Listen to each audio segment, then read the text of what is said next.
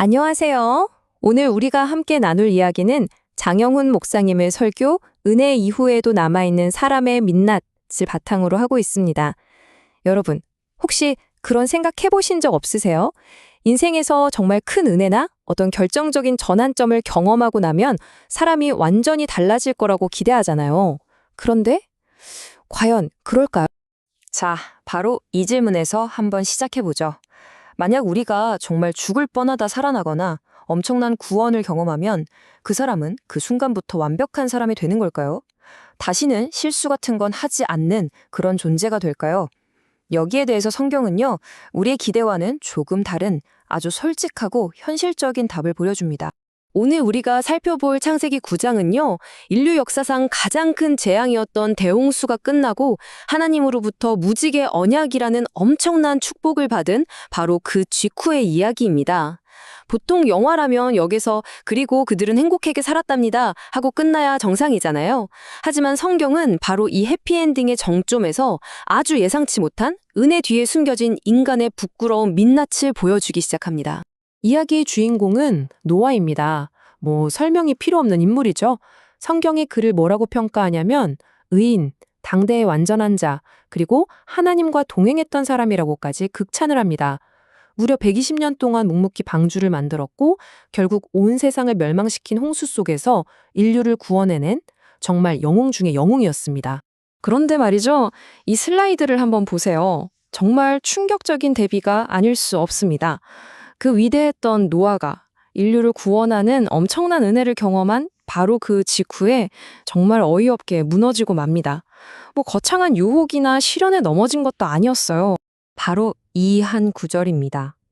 포도주를 마시고 취하여 그 장막 안에서 벌거벗은지라. 대홍수라는 엄청난 위기가 끝나고 평화가 찾아오니까 그만 긴장이 풀려버린 거죠. 자기가 직접 가꾼 포도밭에서 난 포도주 한 잔에 그만 절제력을 잃고 부끄러운 모습을 보이고 만 겁니다. 성경은 이 영웅의 실패를 조금도 포장하거나 미화하지 않아요. 그냥 있는 그대로 보여주는 거죠. 자, 그렇다면 이 부끄러운 장면이 우리에게 말해주려는 진짜 진실은 뭘까요? 여기서부터가 오늘 이야기의 핵심이라고 할 수 있습니다. 핵심은 바로 이겁니다. 대홍수라는 심판이 죄를 짓던 사람들은 세상에서 쓸어버렸지만 사람 마음속 깊은 곳에 있는 죄를 향한 본성, 즉 죄성 자체를 없애지는 못했다는 사실이에요. 그러니까 아무리 큰 은혜를 경험해도 그게 우리를 하루아침에 완벽한 성인군자로 만들어주는 건 아니라는 거죠. 사실 이런 진리는 노아 한 사람에게만 국한된 이야기가 아닙니다. 인류 역사상 가장 위대한 정복자라고 불렸던 한 사람에게서도 우리는 너무나 비슷한 모습을 발견하게 되거든요. 바로 알렉산더 대왕입니다. 후대의 역사가들이 그를 이렇게 평가했죠. 전 세계를 정복했지만 자기 자신 하나는 정복하지 못했다. 그는 수많은 적군의 칼날은 피했지만 결국 술 때문에 허무하게 무너졌습니다. 이건 마치 거대한 홍수는 이겨냈지만 평화로운 자기 장막 안에서 포도주 한 잔에 무너진 노아와 똑같은 모습인 거죠. 외부의 큰 시련을 이겨내는 것과 내면의 작은 욕망을 다스리는 건 전혀 다른 차원의 문제라는 걸 보여줍니다. 자, 이제 이야기의 초점은 노아의 실수에서 그의 아들들에게로 넘어갑니다. 흥미롭게도 한 사람의 실패는 그 주변에 있는 사람들의 진짜 믿음과 인격이 어떤 수준인지 드러내는 일종의 리트머스 시험지 역할을 하기도 합니다. 여기 표를 보시면 아들들의 반응이 정말 극명하게 갈리죠. 아들 함은 아버지의 부끄러운 모습을 보고 그걸로 끝난 게 아니라 밖으로 나가 형제들에게 알렸습니다.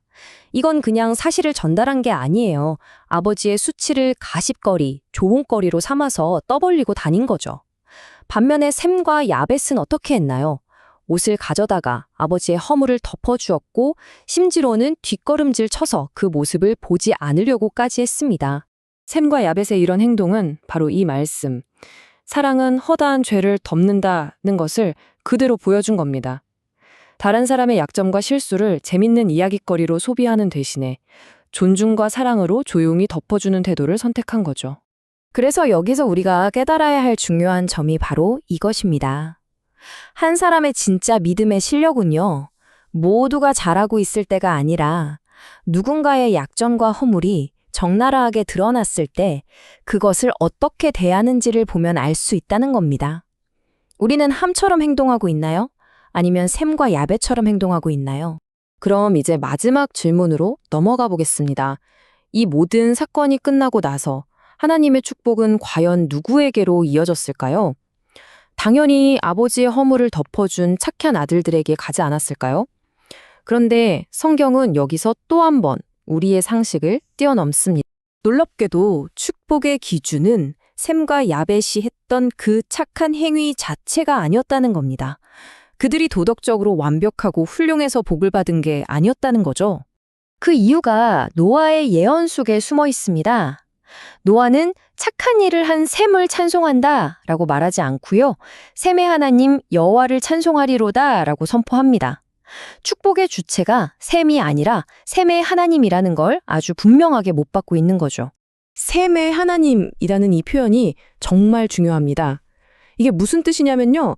축복의 근거가 셈이라는 사람의 인격이나 그의 선한 행위가 아니라 셈이 하나님과 맺고 있는 관계에 있다는 뜻입니다. 다시 말해 복은 사람에게서 나오는 게 아니라 오직 하나님 자신에게서 나온다는 선언인 셈이죠. 자, 다시 한번 정리해 볼까요? 오늘 이 이야기 속에서 완벽한 사람은 단 한 명도 없습니다. 위대한 의인 노아는 술에 취해 무너졌고 함은 아버지의 수치를 조롱했으며 셈과 야벳 역시 그저 허물을 덮어주었을 뿐 그들 모두가 연약한 민낯을 가진 존재라는 걸 보여줍니다. 바로 이 지점에서 역설적이게도 우리 모두에게 큰 소망이 생깁니다.